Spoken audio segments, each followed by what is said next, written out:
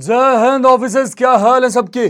सब लोग बिल्कुल मजे में हैं, एकदम चकाचक रापचिक। तो मेरे भाई, this is going to be the very first lecture of set theory. हमने बाइनोमियल थ्योरम तक की चीजें पढ़ ली थी और मैं उम्मीद करता हूं कि उससे बेस सवाल वगैरह आप लोगों ने लगाए होंगे। अगर हम सेट थ्योरी पढ़ रहे हैं तो आपको पता चल गया होगा कि सेट थ्योरी के बाद हम क्या पढ़ने वाले हैं। रिलेशन फंक्शन बिल्कुल गलत। सेट थ्योरी के बाद हम पढ़ेंगे प्रोबेबिलिटी, क्योंकि परमुटेशन कॉम्बिनेशन आपने पढ़ लिया है। सेट थ्योरी पढ़ लेंगे तो आप प्रोबेबिलिटी पढ़ने की कंडीशन में आ जाएंगे, है ना। तो स्टार्ट करते कार्यक्रम। अब आप बोलोगे भैया रिकॉर्डेड क्यों दे रहे हो। बाबू देखो, मैं अपने सेट से तुम्हारा भला सोच रहा हूं। तुम कुछ बच्चों को बुरा लग रहा होगा, सर मैंने लाइव बैच लिया था, अब रिकॉर्डेड क्यों ले रहे हो। क्योंकि मैं नहीं चाहता हूं कि तुम लोग खाली बैठो, है ना। चीजें ऊपर नीचे होती रहती हैं, बट आई ट्राई कि मैं क्लास कैंसिल कम करूं। मैं क्लास कैंसिल कम कर सकूं, कम करूं। लाइव की जगह भले तुम्हें रिकॉर्डिंग दे दूं, लेकिन तुम्हारी जो रेगुलरिटी है वो मेंटेन हो सके। जब चीजें कंट्रोल के बाहर होती हैं तभी मैं क्लास कैंसिल करना चाहता हूं। एंड अदरवाइज मैं रिकॉर्डेड दे देना चाहता हूं आपको कम टाइम में, एटलीस्ट आपकी पढ़ाई हो जाए, है ना। तो आई एम लिटरली सॉरी कि लाइव की जगह मुझे रिकॉर्डिंग लेना पड़ रहा है। मैनेज कर लीजिएगा, लाइव में मिलेंगे बहुत जल्दी। चलिए विदाउट वेस्टिंग एनी टाइम एक बार फटाफट से रिचुअल पूरा करेंगे। जयकारा लगाएंगे क्या, भारत माता की जय। भारत माता की जय का उद्घोष करेंगे and then we will proceed with the class. देखिए बाबू, सेट थ्योरी की जब मैं बात करता हूं तो सेट थ्योरी को पढ़ना इसलिए जरूरी है क्योंकि ये रिलेटेड है कहीं ना कहीं। इसकी थ्योरी जो है ना वो आपको प्रोबेबिलिटी में काम आएंगे। इसका खुद का जो वेटेज है वो तो है ही, मतलब 2 सवाल आप एक्सपेक्ट कर सकते हो इसके, 1 से 2 सवाल, लेकिन इसकी थ्योरी आपको प्रोबेबिलिटी में हेल्प करेंगे। और प्रोबेबिलिटी में बहुत सारे सवाल आते हैं, है ना। तो बहुत ध्यान से पढ़िएगा। देखिए पहले तो बात करें व्हाट इज सेट। तो इससे कुछ मतलब है, मतलब सेट से मतलब है कि सेट क्या होता है, किसने खोज किया, तो उससे खास मतलब नहीं है। आसान भाषा में अगर हम बात करें तो सिंपल चीज है कि set is a well defined collection. जो लिखा हुआ है सेट इज अ कलेक्शन, इसमें एक लाइन ऐड कर लीजिए कि set is a well defined collection, well defined collection of object. अब आप बोलोगे भैया कलेक्शन और वेल डिफाइंड कलेक्शन में अंतर क्या है। कलेक्शन और वेल डिफाइंड कलेक्शन में अंतर यह है बाबू कि जब आप वेल डिफाइंड बोल देते हो ना, तो चाहे मैं कलेक्ट करूं चाहे आप कलेक्ट करो, सब में सेम ही एलिमेंट आएगा। जैसे अगर मैं बोलता हूं कि अपने क्लास के 10 सबसे सुंदर स्टूडेंट्स के नाम लिखो, तो तुम क्या करोगे, सर पहले नंबर पे ये, सर दूसरे नंबर पे वही, तीसरे नंबर पे वही, चौथे नंबर पे सर हमको उससे सुंदर कोई लगभग नहीं करती है, थपड़िया देंगे। कोई और बोलेगा तो वो 10 कोई और नाम लिख देगा। मतलब इससे क्या होगा कि सुंदरता का criteria person to person vary करेगा। ये कलेक्शन तो हो जाएगा, आप 10 लोगों के नाम कलेक्ट तो कर लोगे, लेकिन वो वेल डिफाइंड नहीं है। सबका आंसर यहां पे वेरी करेगा। जैसे अगर बोला जाए, मेरे से बोला जाए कि आप किसी क्लास के 10 सबसे इंटेलिजेंट स्टूडेंट के नाम लिखिए, तो मेरे लिए इंटेलिजेंस का क्राइटेरिया क्या हो सकता है कि जिस बच्चे को मैथ्स आएगी मैं बोलूंगा कि हाँ ये बड़ा इंटेलिजेंट है। अब कोई इंग्लिश का टीचर है, वो क्या बोलेगा कि जिस बच्चे को इंग्लिश आती है वो इंटेलिजेंट है ना। कोई हिंदी का शिक्षक है तो जिसको हिंदी आती है वो इंटेलिजेंट है। तो इसमें क्या हुआ कि हमने कलेक्ट तो कर लिए नाम, लेकिन 10 जरूर थोड़ी कि 3 लोगों ने जो लिस्ट बनाए हैं वो नाम सेम ही आएंगे, नहीं, अलग अलग नाम आ सकते हैं क्योंकि क्राइटेरिया इंटेलिजेंस का अलग अलग है। अब जहां पे क्राइटेरिया फिक्स हो जाए और सबके लिए आउटकम सेम ही आए, उसको हम क्या बोलते हैं बबुआ, वेल डिफाइंड। जैसे अगर हम बोले कि राइट द नेम ऑफ 10, क्या बोलते हैं उसको, tallest student of the class. अब टॉलेस्ट की जब बात हो गई तो सबका हाइट नापा जाएगा, सबका हाइट नापा जाएगा। जो 10 सबसे टॉल होंगे मेरी लिस्ट में वही आएंगे, दूसरे वाले की लिस्ट में भी वही आएंगे, तीसरे वाले की लिस्ट में भी वही आएंगे। तो ऐसा ब्यूटीफुल हुआ। तो ब्यूटीफुल वेल डिफाइंड नहीं है, इंटेलिजेंट हुआ, वेल डिफाइंड नहीं है, लेकिन टॉलेस्ट, शॉर्टेस्ट, हैवीएस्ट ये सब वेल डिफाइंड हो गए, है ना। तो इसलिए जहां पे सब सेम आए उसको हम बोलते हैं वेल डिफाइंड कलेक्शन। इसके ऑब्जेक्ट जो होते हैं उनको हम एलिमेंट से रिप्रेजेंट करते हैं और सिंबल ऑफ एलिमेंट कुछ ऐसा होता है, ठीक है। ये सारी चीजें आपके जहन में उतर जानी चाहिए। अब सेट को जब भी रिप्रेजेंट किया जाता है, सेट में इस कर्ली ब्रैकेट का बहुत बड़ा रोल होता है। जब तक ये कर्ली ब्रैकेट लगा नहीं है तब तक कोई भी चीज सेट नहीं बना है। कुछ भी लिख करके उसमें कर्ली ब्रैकेट लगा दीजिए, अब वो सेट बन गया, अब वो सेट बन गया। जैसे हमने क्या बोला कि सेट ए है कोई, ABD24, कर्ली ब्रैकेट लगा मतलब this is a set. Set B है कोई, math, literature, computer science, curly bracket लगा, this is a set. C है कोई लाइक दिस। और सेट को जनरली ऐसे कैपिटल लेटर से रिप्रेजेंट किया जाता है और एलिमेंट्स को हमेशा स्मॉल लेटर से रिप्रेजेंट किया जाता है। ये बात अपने जहन में रखिएगा हमेशा, ठीक है। ब्रैकेट से बहुत ध्यान रखिएगा। जैसे अगर हम बोलते हैं एक ब्रैकेट कुछ ऐसा है 1 2 और एक ब्रैकेट कुछ ऐसा है 1 2, इसमें और इसमें फर्क क्या है। जब हम बोलते हैं 1 2 तो हम ये बोल रहे हैं ना कि केवल 1 और 2 ही है, इसके अलावा कुछ नहीं है। और जब ऐसे इस प्रकार से 1 2 लिख दिया और ये ब्रैकेट कर दिया, तो हम क्या बोल रहे हैं, 1 से लेकर के 2 तक के जितने नंबर है सब इनके बीच में बड़े सारे रियल नंबर भी आते हैं। तो इस केस में हम उन सारे रियल नंबर्स को भी काउंट कर ले रहे हैं अगर हमने ये ब्रैकेट लगा दिया तो। और अगर ये कर्ली ब्रैकेट लगाया है तो कर्ली ब्रैकेट का मतलब केवल हम 1 और 2 के बारे में बात कर रहे हैं। अभी ये सेट हुआ, इससे सेट को रिप्रेजेंट नहीं किया जाए, सेट के लिए हमेशा ये कर्ली ब्रैकेट का होना आवश्यक है। ये बात अपने दिलो दिमाग में छाप लीजिए आप। अब बात आती है कि कुछ इंपॉर्टेंट फिक्स सेट्स होते हैं। जैसे जब सेट ऑफ नेचुरल नंबर की बात की जाएगी तो सेट ऑफ नेचुरल नंबर को हमेशा n से रिप्रेजेंट किया जाता है, सेट ऑफ इंटीजर को हमेशा z से रिप्रेजेंट किया जाता है, कई जगह e भी होता है, कई जगह इंटीजर को i से भी रिप्रेजेंट किया जाता है। e जो है वो set of even natural number को रिप्रेजेंट किया जाता है। w जो है ये सेट ऑफ होल नंबर को रिप्रेजेंट करता है, ये जो है सेट ऑफ होल नंबर को रिप्रेजेंट करता है। r जो है हमेशा सेट ऑफ रियल नंबर को रिप्रेजेंट करता है। ठीक है, ये सारी चीजें हमेशा अपने जहन में डाल के चलिए, ये कुछ फिक्स सेट है। ठीक है बबुआ। क्यू कई बार क्यू जो है, क्यू रिप्रेजेंट करता है आपके रेशनल नंबर के सेट को, रेशनल नंबर। तो ये सारी बातें आप अपने जहन में हमेशा रखिएगा। अब जो पहला टॉपिक आता है that is representation of set की, किसी भी सेट को किस प्रकार से रिप्रेजेंट किया जाता है। सेट को रिप्रेजेंट करने के मल्टीपल तरीके होते हैं। एक तरीका होता है डिस्क्रिप्शन फॉर्म, एक तरीका होता है रोस्टर फॉर्म, एक तरीका होता है सेट बिल्डर नोटेशन या सेट बिल्डर फॉर्म। हमें जिस पे ज्यादा फोकस करना है दैट इज रोस्टर फॉर्म और set builder notation. Roster form और सेट बिल्डर नोटेशन, डिस्क्रिप्शन से अपने कुछ मतलब भी नहीं है। जैसे अगर हम एग्जांपल वाइज बात करें तो रोस्टर फॉर्म का मतलब क्या हो गया कि आप सिंपली ऐसे करके एक सेट बना दोगे कि सेट ए है कोई जिसके अंदर एलिमेंट 1 2 3 4 और हमने क्लोज कर दिया। This is what we call a roster form. इसको हम क्या बोलते हैं बबुआ, इसको हम रोस्टर फॉर्म बोलते हैं। अब अगर इसी को हमें करना होगा सेट बिल्डर नोटेशन में तो हम क्या करेंगे, इसको इस प्रकार से लिखेंगे। हम बोलेंगे कि ए करके कोई एक सेट है जिसके एलिमेंट को हम एक्स से रिप्रेजेंट करते हैं कि एक्स इसका एलिमेंट है। अब यहां पे क्राइटेरिया लगेगा, यहां पे क्राइटेरिया लगेगा कि X is such that x belongs to. अब ये जो सिंबल हमने बनाया ना, इस सिंबल को पढ़ते हैं बबुआ बिलोंग्स टू। बिलोंग्स टू कि एक्स बिलोंग्स टू, एक्स है क्या, X belongs to N. N क्या मतलब हो गया, X belongs to natural number, X belongs to natural number. और दूसरा क्राइटेरिया क्या दिया कि X is less than 5। This is how we write. अब जब एक्स इज लेस देन 5 बोला और एक्स को नेचुरल नंबर बोला है तो नेचुरल नंबर स्टार्ट कहां से होता है, सब नेचुरल नंबर 1 से स्टार्ट होता है और 5 से छोटे सारे नेचुरल नंबर काउंट होने चाहिए। एक्स की वैल्यू क्या क्या हो सकती है, एक्स की वैल्यू 1 हो सकती है, 2 हो सकती है क्योंकि ये सारे नेचुरल नंबर है, 3 हो सकती है, 4 हो सकती है। क्या एक्स की वैल्यू 5 हो सकती है, बिल्कुल नहीं, एक्स की वैल्यू 5 हो नहीं सकती क्योंकि क्राइटेरिया में लगा था कि एक्स इज लेस देन 5। जब एक्स इज लेस देन 5 आपने लिखा है तो एक्स की वैल्यू 5 नहीं रख सकते, 5 से छोटी ही रखनी पड़ेगी। This is representation of set ladies and gentleman, है ना। मैं उम्मीद करता हूं ये बातें आप सबके जहन में उतर गई होंगी। अगला टॉपिक, जरा हम बात करें टाइप्स ऑफ सेट के बारे में। टाइप्स ऑफ सेट को जानना बहुत जरूरी है। जैसे बाबू हमने क्या बोला, एक जो पहला सेट जिसके बारे में पढ़ना जरूरी है वो होता है, उसको हम बोलते हैं null set. Null set, null set को वॉइड सेट भी बोला जाता है। नल सेट का क्या मतलब है, हैविंग 0 एलिमेंट या having no elements, having no elements. एक ऐसा सेट जिसमें एक भी एलिमेंट नहीं हो, एक ऐसा सेट जिसमें एक भी एलिमेंट नहीं, उसको हम नल सेट बोलते हैं। अब नल सेट का रिप्रेजेंटेशन बहुत जरूरी है। नल सेट को आप किस प्रकार से रिप्रेजेंट करते हो मेरे भाई, अगर आप केवल इस प्रकार से कर्ली ब्रैकेट बना के छोड़ देते हो तो इसका क्या मतलब हो गया कि दिस अ नल सेट। या फिर आप ये सिंबल बना देते हो, इस सिंबल को हम क्या पढ़ते हैं, फाई। आप या तो ये फाई बना के छोड़ दो या फिर ऐसे कर्ली ब्रैकेट बना के इसके अंदर कुछ मत डालो, इसके अंदर कुछ मत डालो, तो ये क्या हो जाएगा बबुआ, both are representing null set. जैसे अगर हमने बोला कि ए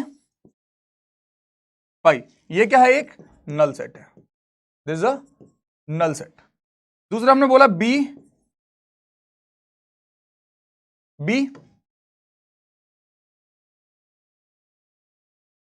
ठीक है, ये भी क्या है, नल सेट है। लेकिन अगर हमने करा सी, अगर हमने करा सी और उसके अंदर एक फाई बना दिया, now this is not a null set. क्यों भैया? फाई तो नल सेट को रिप्रेजेंट करता था। फाई अगर अकेले लिखा हुआ रहे तब वो नल सेट को रिप्रेजेंट कर रहा, लेकिन अगर फाई को आप किसी कर्ली ब्रैकेट के अंदर बंद कर देते हो, now it is not at all representing a null set. अब ये नल सेट को रिप्रेजेंट नहीं कर रहा, क्योंकि यहां पे फाई एक एलिमेंट के तौर पे काम करने लगा। अब आप बोलोगे कि सेट सी में एक एलिमेंट है दैट इज फाई, बस समझना कि सेट सी में एक एलिमेंट है दैट इज फाई, तो ये नल सेट नहीं हुआ। ये जो हमने सिंबल बना है ये सारे रोस्टर फॉर्म हो गए। अब अगर आप बोलोगे भैया सेट बिल्डर फॉर्म में भी एक बता दो, देखिए सेट बिल्डर फॉर्म में अगर हम लिखने जाएं तो फॉर एग्जांपल हमने क्या बोला कि let's say we have a set S, S के एलिमेंट को हम एक्स से रिप्रेजेंट कर रहे हैं, x is such that x belongs to R. हमने बोला कि X belongs to R and x square is less than 0। हमने क्या बोला कि कोई सेट एस है जिसके एलिमेंट को हम रिप्रेजेंट कर रहे हैं एक्स से, एक्स उसका एलिमेंट हुआ, एक्स के ऊपर क्राइटेरिया क्या लगा कि x should be a real number और एक्स स्क्वायर की वैल्यू लेस देन 0 होनी चाहिए। अब बताइए कोई भी ऐसा रियल नंबर है क्या? Is there any real number जिसका स्क्वायर नेगेटिव होता है? बाय एनी चांस आपने कोई ऐसा रियल नंबर देखा है? नहीं देखा। इमेजिनरी नंबर का स्क्वायर नेगेटिव हो सकता है, लेकिन किसी रियल नंबर के स्क्वायर कभी नेगेटिव नहीं हो सकता। तो ये हो गया एक एग्जांपल आपके नल सेट का। क्लियर है बात? बढ़े आगे, अब थोड़ा बात करते हैं दूसरे सेट की जिसकी हम बात करते हैं, वो बिल्कुल तुम्हारी तरह है।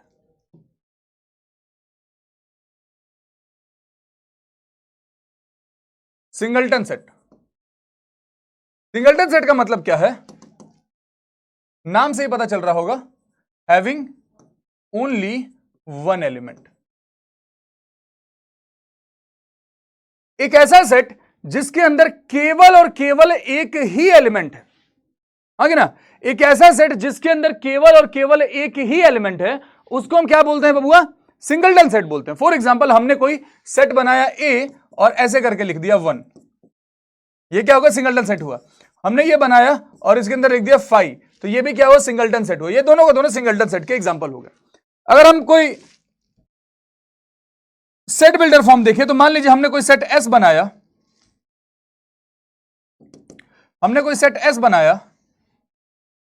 एस इज अ सेट जिसके एक एलिमेंट को एक्स से रिप्रेजेंट कर रहे हैं, x is such that x belongs to natural number,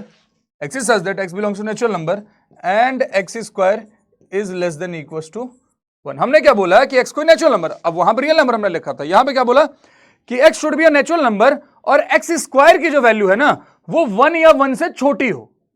अब ऐसा कौन सा नेचुरल नंबर है जिसका स्क्वायर 1 से छोटा या 1 के बराबर हो सकता है? 1 is the only natural number जिसका स्क्वायर 1 या 1 से छोटा होता है। तो आप जब इसको लिखोगे सेट बिल्डर फॉर्म, उसमें रोस्टर फॉर्म में, तो ये कुछ ऐसा बनेगा। This example of singleton set.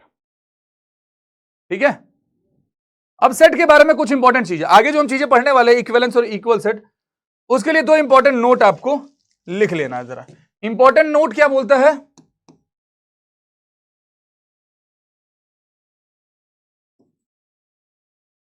Repetition is not allowed in set,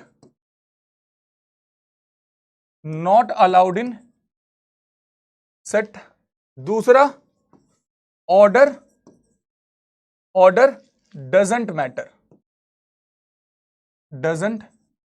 matter in set. अब इन सब का क्या मतलब है? Let's figure it out. समझिए जरा, जैसा हमने क्या बोला कि एक सेट हमने बनाया 1 2 3 4 और एक सेट हमने बनाया 4 3 2 1। यहां पे हमने 1 2 3 1 रखा है, यहां 4 3 2 1 रखा है, तो क्या ये दोनों अलग अलग सेट हो गए? बिल्कुल नहीं, ये दोनों के दोनों क्या है? सेम ही सेट है। अगर एलिमेंट सेम है तो सेट भी सेम है। ऑर्डर से कोई मतलब नहीं बनता, पहले किसको लिख रहे हैं बाद में किसको लिख रहे हैं, कोई लेना देना नहीं है उससे, कोई लेना देना नहीं है। ठीक है, ये बात clear? Order doesn't matter, repetition doesn't allowed का मतलब है कि जैसे हम एक सेट एस बनाते हैं, उसमें हमने लिखा 1 1 2 2 3 3, इस प्रकार से लिख दिया, तो ये नहीं करना है। एक ही एलिमेंट का आपको मल्टीपल टाइम रिपीट नहीं करना है, समझे कि नहीं? इसको आपको सिंपली क्या लिखना है, ऐसे लिखना 1 2 3। अगर कोई सेट इस प्रकार से दे दिया 1 1 2 2 3 3 और आपसे पूछा जाए कि इस सेट में कितने एलिमेंट है, तो आप ये मत कर देना 1 2 3 4 5 6 एलिमेंट, बिल्कुल नहीं। एक एलिमेंट को एक ही बार काउंट किया जाता है। तो अगर आपसे पूछा जाए कि सेट एस में कितने एलिमेंट है, तो there are only 3 element in the given set. This is the meaning of repetition is not allowed and order doesn't matter. चलिए बाबू, अब जरा अगले सेट के बारे में बात करते हैं।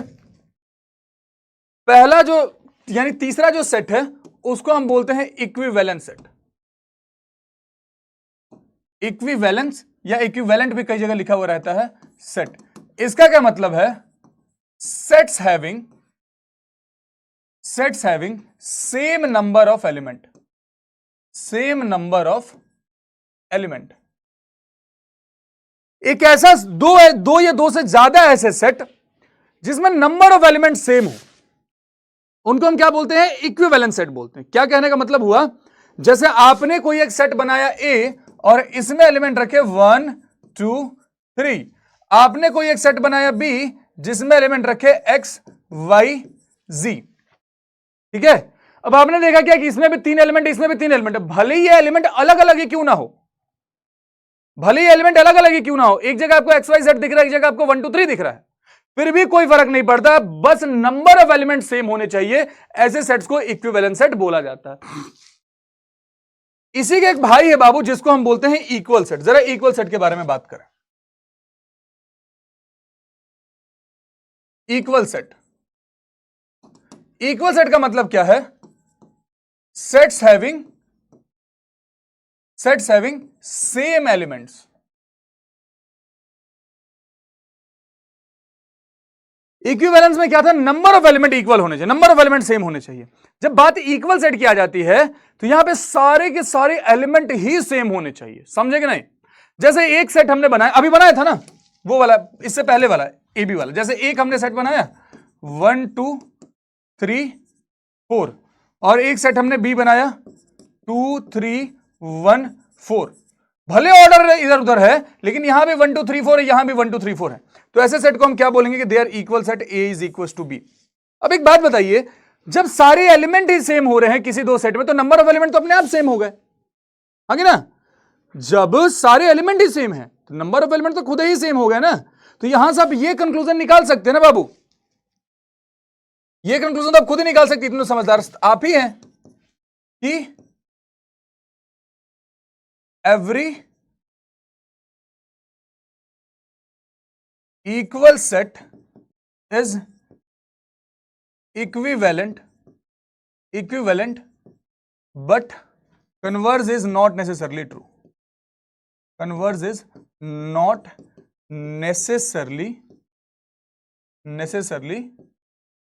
true। बात समझे नहीं, हर इक्वल सेट इक्विवेलेंट तो होगा लेकिन हर इक्विवेलेंट सेट इक्वल हो इसकी कोई गारंटी नहीं है। ये सारी बातें आपके भेजे में आ जानी चाहिए। अभी थियरी थियरी चल रहा है, तभी इसका नाम सेट थियरी है, तभी इसका नाम सेट थियरी है बबुआ।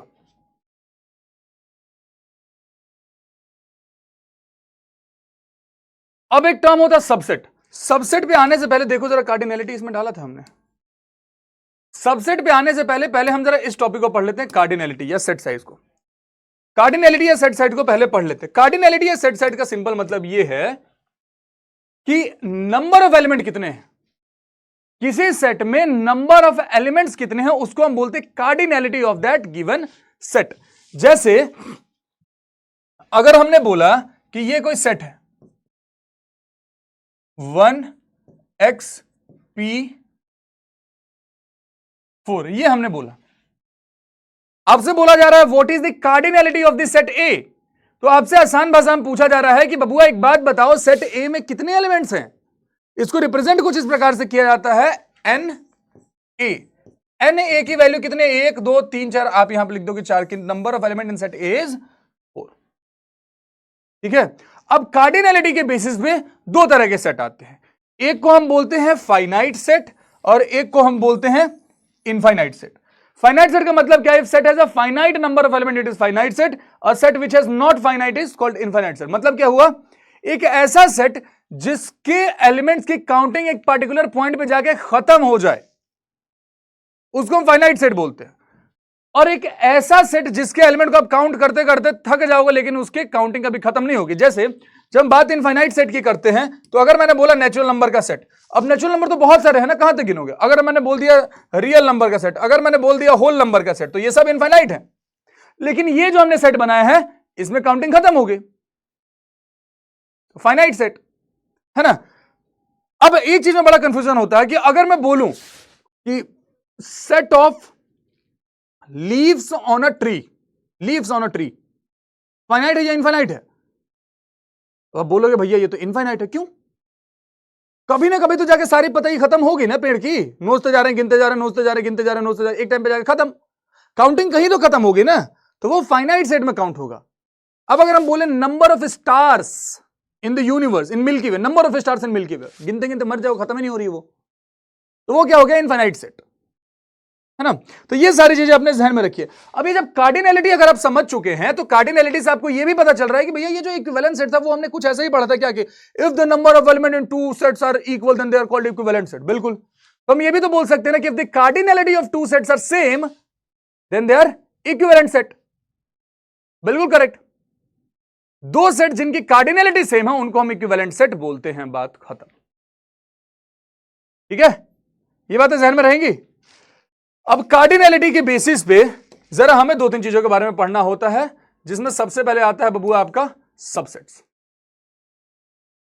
सबसेट्स, सबसेट और सुपरसेट। सबसेट का मतलब क्या है? A is subset of B if every element of A is also content in B. A को हम बी का सबसेट तब बोलेंगे जब ए के सारे एलिमेंट ऑलरेडी बी में मौजूद हैं।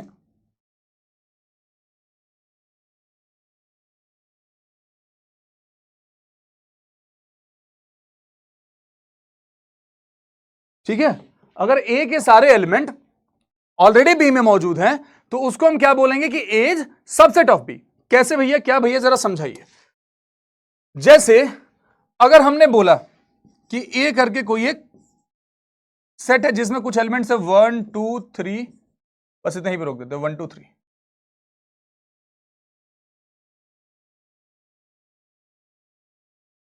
ठीक है, और सेट बी हमने कोई बनाया जिसके अंदर एलिमेंट हमने रखे हैं 1 2 3 4 5 6। अगर आप गौर फरमाएं तो आपको यह चीज अच्छे से दिख रही होगी कि सेट ए के जो भी एलिमेंट है 1 2 3 वो ऑलरेडी कहां पे मौजूद है बबुआ? वो ऑलरेडी सेट बी में मौजूद है। अगर ये सेट बी में मौजूद है तब हम क्या बोलेंगे कि set A is subset of B. ये जो सिंबल है ये सबसेट को रिप्रेजेंट करता है।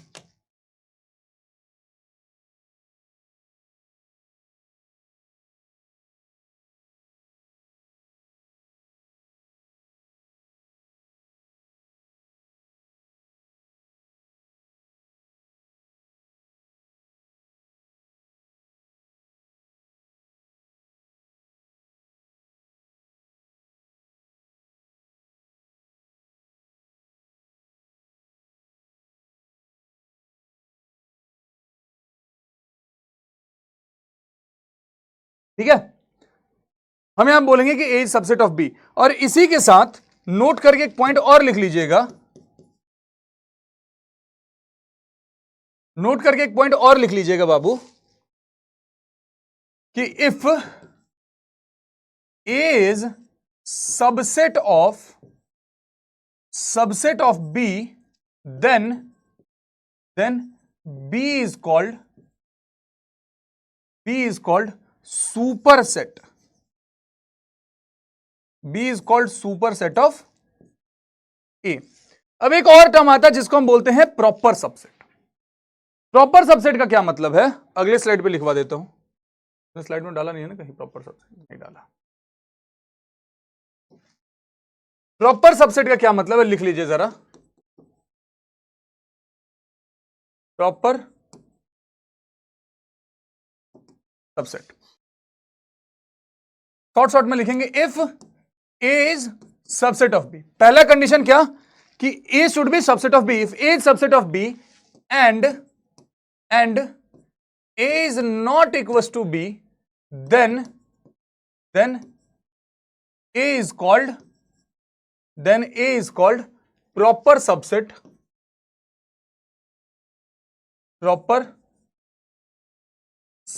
of B. अब समझिए जरा चीजों को,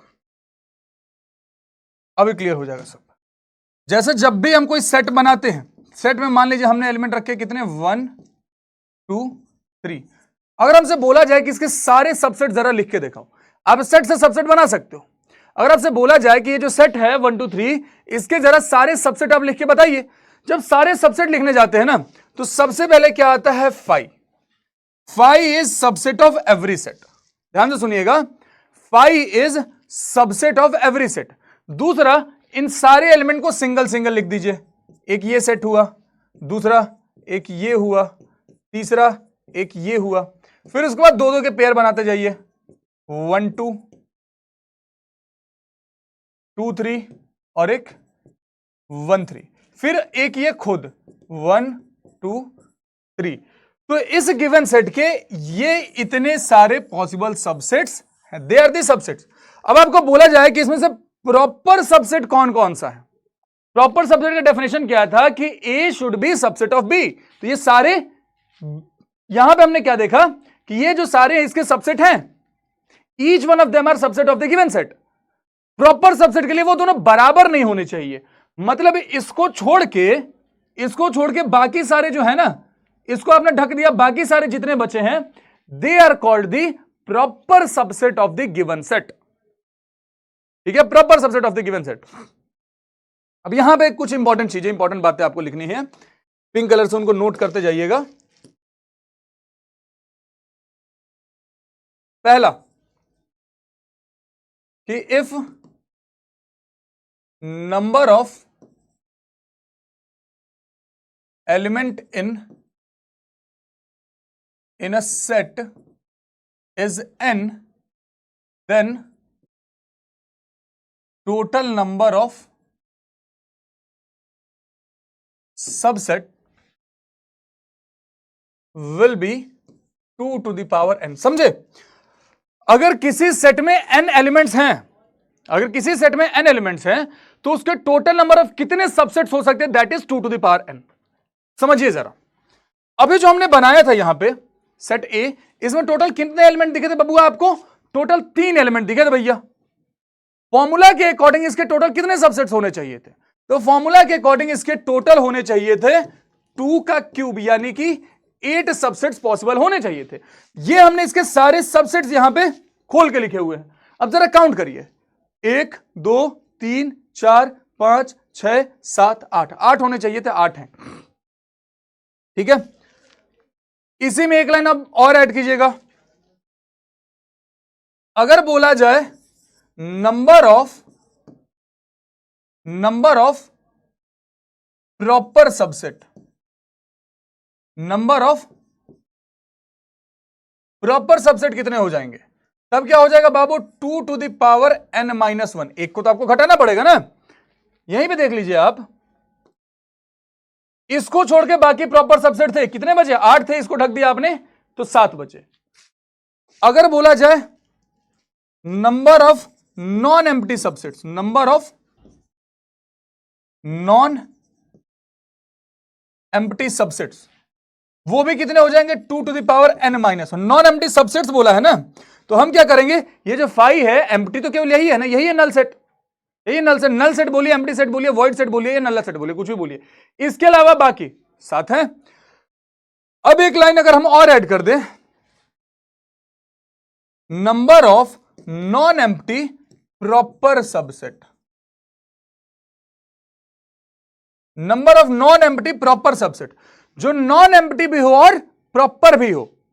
तो मतलब आप 5 को भी नहीं काउंट करोगे और जो 1 2 3 वाला सेट था उसको भी नहीं काउंट करोगे, तो वैसे केस में क्या हो जाएगा मेरे भाई, 2 to the power n-2। ये सारी बातों का आपको ध्यान रखना है हमेशा। क्लियर है बातें? अच्छा, अब इससे क्या पता चलता है कि नंबर ऑफ सबसेट हमेशा 2 के पावर में होंगे। क्या कभी ऐसा हो सकता है क्या कि किसी सेट के 5 सबसेट हो? By any chance it is possible कि किसी सेट के 5 सबसेट हो, किसी सेट के 7 सबसेट हो? है पॉसिबल? नहीं पॉसिबल है। 2 के पावर 5 कभी हो ही नहीं सकता। सवाल देखते जरा, total number of element in the power. अब पावर सेट क्या आ गया, पावर सेट के बारे में जरा पढ़ लीजिए। यहां जगह है, यहीं पे आगे ही कर ले। पावर सेट की जरा बात करें।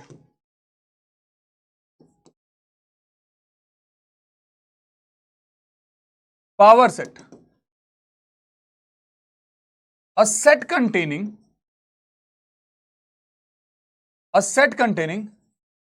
all these subsets,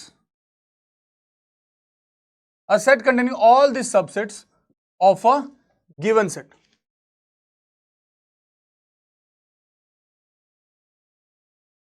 A set containing all the subsets of a given set are called power set. मतलब समझ नहीं आया भैया, समझिए।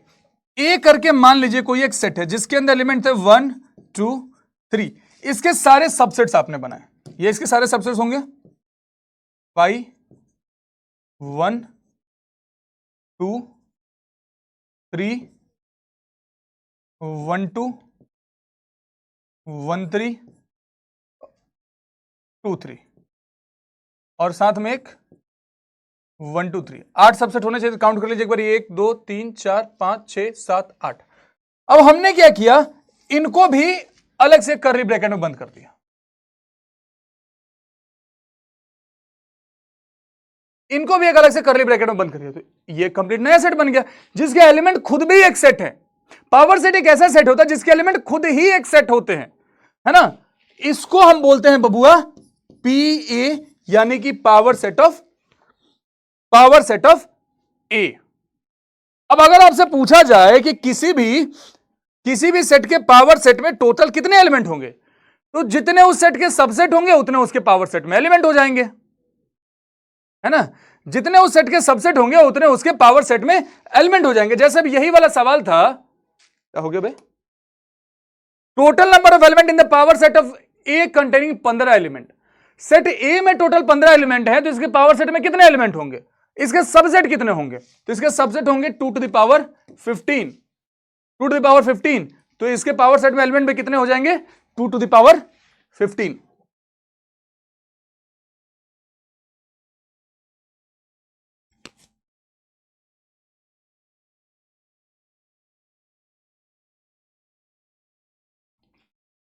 ये बात हमेशा याद रहेगी आपको बबुआ। आगे बढ़े जरा, बोलेंगे two finite set m and two finite sets have m and n elements. The total number of subsets of the first set is 48 more than the total number of subset of the second set. The value of m and n are, मतलब आसान भाषा में ये बोला जा रहा है कि 2 to the power m की जो वैल्यू है, this is equal to 2 to the power n plus 48। ये तो आपको ऑप्शन से करना पड़ेगा। m और n की वैल्यू जरा उठाइए। मान लीजिए हमने m की जगह पे 6 रखा, तो 2 to the power 6 कितना होता है, सब होता है 64। n की जगह पर अगर हमने 4 रखा तो 2 टू द पावर 4 कितना होता है, सब ये होता है 16, और 16 प्लस 48 कितना हो गया बबुआ, 64 हो गया। मतलब कंडीशन को सेटिस्फाई कर रहा है, चार्ली आपका आंसर हो जाएगा, है ना। क्लियर मामला। अब जरा आगे बढ़िए। सेट ऑलरेडी आपको बता दिया, सेट के वजह फाइनाइट इनफाइनाइट बता दिया, कार्डिनल नंबर बता दिया, इक्विवेलेंट सेट इक्वल सेट हमने ऑलरेडी सीख रखा है।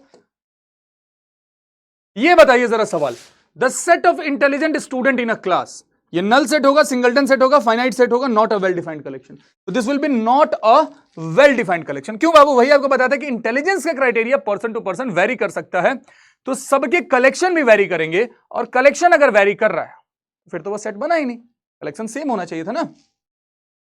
आगे जरा बात करें, which of the following is empty set, इनमें से कौन एक एम्प्टी सेट है।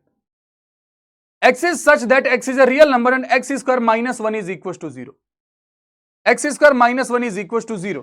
इसको जब हम सॉल्व करेंगे तो क्या हो जाएगा, x square is equals to 1, x is equals to plus minus 1। x real number था ना, तो x की वैल्यू प्लस माइनस 1 दोनों हो सकती है, ये तो एम्प्टी सेट नहीं है। x is a real number, x square plus 1 is equals to 0, तो x square is equals to minus 1। Again वही चीज, क्या किसी भी रियल नंबर का स्क्वायर माइनस 1 हो सकता है, नहीं हो सकता है। इसका मतलब this is an empty set. ठीक है, चलिए जरा S is this, then the total number of subset of S. अगर कोई सेट S है जिसमें 2 2 4 1 5 एलिमेंट है तो इसके टोटल कितने सबसेट्स होंगे? आप बोलोगे 2 to the power 5 यानी कि 32। पहला क्लास है, बिल्कुल बेसिक। और सेट थ्योरी इसी लेवल के सवाल आते हैं। जो एक्चुअल सवाल इससे आएंगे वो इसके ऑपरेशन से आ सकते हैं, यूनियन, इंटरसेक्शन। वो जब पढ़ाऊंगा तो फिर उस समय उस हिसाब के सवाल भी करेंगे। Which subset is subset of all given set? ये जो आपको चलते चलते बताया भी था कि five is subset of every set. Answer is delta. अच्छा, अगर मैं ये स्टेटमेंट देता हूं, ध्यान से सुनिए जरा। एक स्टेटमेंट मैंने लिखा ऐसे करके, five is proper subset of every set, proper subset of every set. ठीक है, क्या ये स्टेटमेंट सही है गलत है? Five is proper subset of every set, सही है गलत है? दिस इज टोटली रॉन्ग, या बिल्कुल गलत है। Five is subset of every set, that's perfectly fine. लेकिन जब आप बोल रहे हो कि five is proper subset of every set, तब ये गड़बड़ है। क्योंकि अगर मैं बोलता हूं मेरे भाई कि हमारे पास कोई एक सेट है जो खुद ही फाइव है, दिस इज फाइव, कोई सेट है। अब मैं आपको बोलता हूं कि इसके सारे सबसेट बनाइए, इसमें जब कोई एलिमेंट ही नहीं है तो 2 to the power 0, number of subset is 1 only, और वो सबसेट ये खुद ही होगा। प्रॉपर सबसेट का डेफिनेशन क्या होता था कि दोनों सेट बराबर नहीं होने चाहिए, दोनों तो सेम आ गए। तो यहां पे आपको पता चला कि फाइव कभी खुद का प्रॉपर सबसेट हो ही नहीं सकता। Five is subset of every set, that's perfectly fine, but five is proper subset of every set, totally wrong. ध्यान में रहनी चाहिए सारी बातें। स्टेटमेंट में सवाल ऐसे पूछ दिए जाते हैं। The number of non empty subset, जो आपको बताया था नॉन एम्प्टी सबसेट, यहां पे नॉन एम्प्टी प्रॉपर सबसेट नहीं पूछा है, नॉन एम्प्टी सबसेट पूछा है। नंबर एलिमेंट कितने हैं? 4, तो 2 to the power 4 minus 1, 2 to the power 4 कितना होता है बबुआ? 16, 16 माइनस 1 कितना हो गया? 15। This will be the answer, alpha will be the answer ladies and gentleman. Clear मामला? बढ़े आगे। ये बड़ा प्यारा सवाल है, power set of A. Set ए के पावर सेट कौन, सेट ए का इनमें से कौन सा पावर सेट होगा? तो पहले तो सारे इसके सबसेट लिखते हैं। देखिए यहां पे ये फाइव एक सेट के तौर पे काम कर रहा है, ये एक अलग सेट एक अलग एलिमेंट के तौर पे काम कर रहा है। तो इन सारी चीजों को ध्यान रखिएगा। जब हम ए के सारे सबसेट लिखेंगे तो एक ये फाइव हो गया, this is representing Nalla set. फिर इस फाइव को हम अलग से एक सेट बना के लिखेंगे, सिंगलटन सेट। ठीक है, ये एक एलिमेंट के तौर पे काम कर रहा है ना, तो इसका सिंगलटन सेट कुछ ऐसा बनेगा, यहां पे 2 कर्ली ब्रैकेट लगाने पड़ेंगे, और एक ये set itself, this set itself, set ए। अब इनको हम कर्ली ब्रैकेट में बंद कर देंगे तो ये बन गया पावर सेट। देखिए जरा, 5 1 कर्ली ब्रैकेट, 5 2 कर्ली ब्रैकेट और set A, this will be the power set of the given set A. भुलाइएगा मत। ऑपरेशन ऑन सेट भी पढ़ा दे क्या एक ही दिन? मेरा एक ही दिन में ज्यादा हो जाएगा यार तुम लोग के लिए। ऑपरेशन ऑन सेट भी अगर आज पढ़ा देंगे तो ज्यादा हो जाएगा। ऑपरेशन ऑन सेट आज नहीं पढ़ाएंगे, अगला जाओगे तुम लोग, अगली क्लास में पढ़ाएंगे। लाइफ में तो कुछ पढ़ने के लिए चाहिए। ऑपरेशन ऑन सेट अच्छे से समझना जरूरी है, इसलिए आज की सभा यहीं पे समाप्ति करेंगे। ठीक है, and I am literally sorry guys कि मुझे रिकॉर्डेड देना पड़ा, बट आप समझिए ना, मैं आपके लिए कर रहा हूँ जो भी कर रहा हूँ। मैं छुट्टी लेता या क्लास कैंसिल करके चला भी जाता तो मुझे कोई कुछ नहीं बोलता। ठीक है सर, जाओ कैंसिल। घाटा किसका होता है इसमें? आपका होता है ना, कि आप तो यार बैठे हुए क्लास होगी और अचानक से क्लास कैंसिल हो जाए, तो उसके अकॉर्डिंग अब वो टाइम आपका कंफर्म है कि बर्बाद हो जाता है। जो मैथ की टाइमिंग की क्लास है, अगर अचानक बीच में क्लास कैंसिल होती है तो टाइम बर्बाद होगा, आप पढ़ोगे नहीं। इसलिए मैंने सोचा कि कोई नहीं, एक्स्ट्रा एफर्ट थोड़ा मेरा लगेगा, कोई दिक्कत नहीं, मैं रिकॉर्ड कर देता हूँ इनके लिए। अब ये 40 मिनट का मुश्किल से रिकॉर्डिंग हुई है, 40 मिनट में आपको वो पूरा ही कंटेंट मिल गया जो मैं आज की क्लास में लाइव में पढ़ा था। इसके लिए आप 1.5 घंटे बैठते, वो आपको 40 मिनट में मिल गया। दैट इज द बेनिफिट, कि क्लास कैंसिल होने से अच्छा है कि रिकॉर्डेड मिल जाए इनको। ठीक है, बाकी ऑपरेशन ऑन सेट मैं जानबूझ के रोक रहा हूं, अगली क्लास में पढ़ा दूंगा लाइव में। THANKYO,